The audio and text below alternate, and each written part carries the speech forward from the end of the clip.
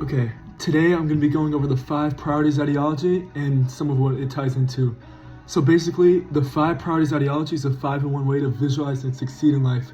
And the practice behind it goes that every time you're working towards the best version of yourself, you're putting your energy into one of these 5 priorities: spiritual, mental, physical, financial, and social.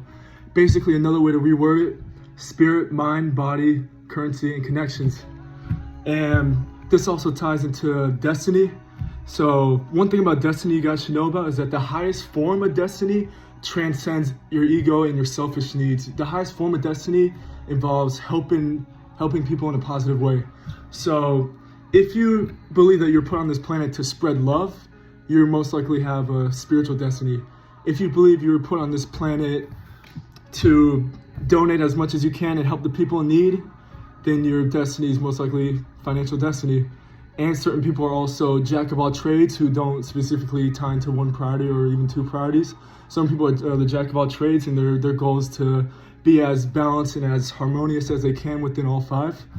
And also something I'm going to be going over: generational patterns. So since the beginning of recorded time, certain writers and thinkers have initiated a pattern to human history.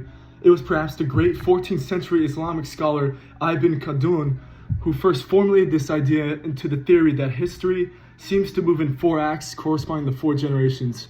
And by the way, I'm about to show you it in a simplified terms. And keep in mind, the average length of a generation is 22 years, and the average length of the full cycle is 88 years. So this is the generational cycle. So it's 1, 2, 3, 4. I'll briefly go over it. So the first generation, they finally tear down the old order. It's a radical breakthrough from the past. They normalize new values, and the revolutionary direction is stamped.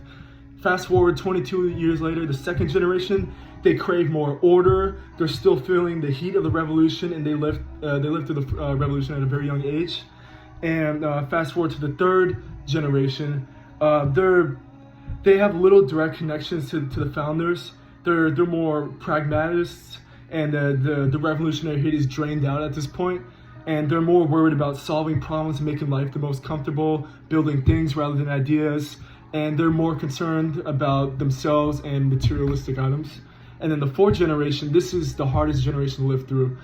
They question their values inherited all the way back to the first generation, and over time they become more cynical, and a crisis emerges from nobody knowing what to believe. And there's gonna be a point where everyone asks, society lost its vitality, how should we replace it? And that's when they unify under a new belief. That's how it ends, and the cycle repeats. And basically, the point where we're at individualistic and material concerns.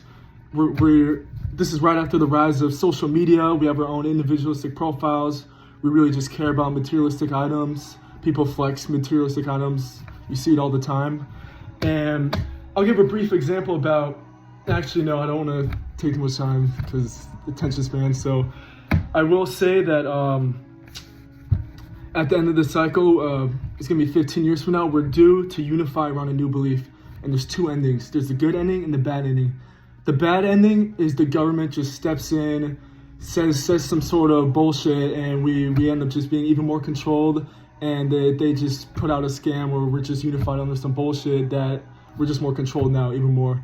The good ending is that the people formulate a positive mindset reset under the 5 priorities ideology, and we actually care about each other more. We actually reunify. And by the way, the elites love us being divided and distracted, but we will reunify under society.